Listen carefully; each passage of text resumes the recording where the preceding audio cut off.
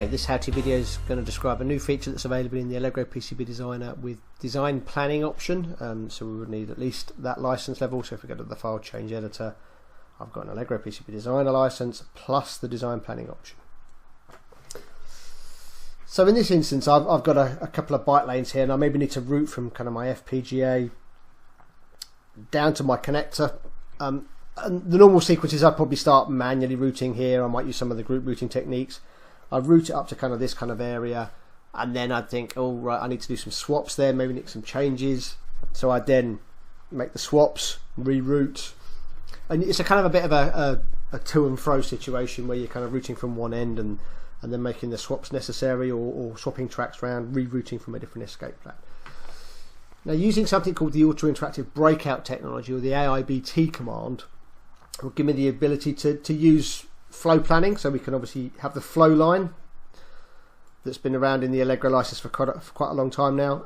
So obviously I've got a bundle here broken out of all those individual connections, and then what I want to do is I want to convert this kind of flow line here into individual C line segments or route points, and route out from kind of the connector to this kind of gather point. This gather point indicated by the line here that would show me, you know, how I'm going to break out of this kind of connector.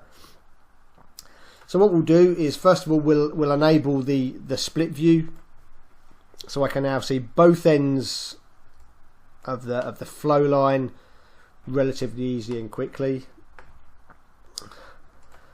And then using the planning mode, or the flow planning mode, so IFP, we'll go into the IFP mode.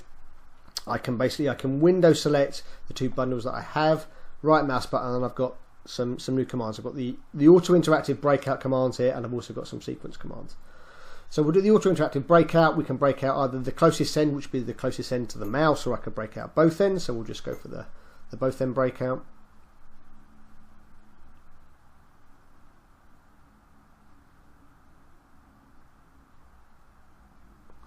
So relatively quickly you can see it's broken out of the connector and it's broken out of the FPGA without any crossovers. So I could effectively successfully know that I could then convert this flow line here. I could use the route trunk and go and route that and make a point-to-point connection without any DRC errors.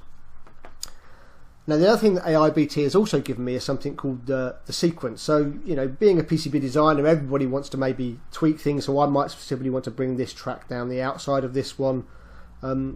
So I could either manually just go into the add connect command and route this down to the gather point, or I can use some of the resequence commands. So if we hover over the bundle again, I've got some sequence commands, and I can edit the sequence. So I then look, and let's say that's the track that I want to swap. I get a highlight, and it highlights in both windows, so I can see what's going to happen. If I was to swap these two over, yeah, this track could kind of route around the top. This one's just going to kind of route straight again. That's going to simplify what I need. I've got the same instance here. Maybe I want to swap these two. So let's just set those two to set that sequence. And again, same scenario. That's going to bring this track down the inside and probably tidy up the routing and give me a better escape strategy coming out of the connector end of the BGA. So we'll just accept that sequence, and then we'll just rerun the flow.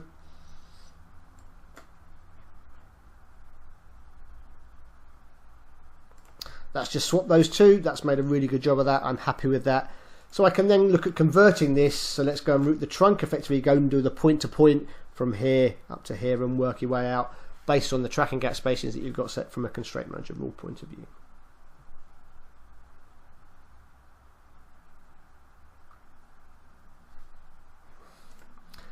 So that's finished that. Let's just turn the flow line off. We can kind of see we've got a routed trunk. All the tracks are there routed. These are C-line segments, so we can then go and if we needed to run something like AIDT to get the timing correct on this byte lane, and we're moving on.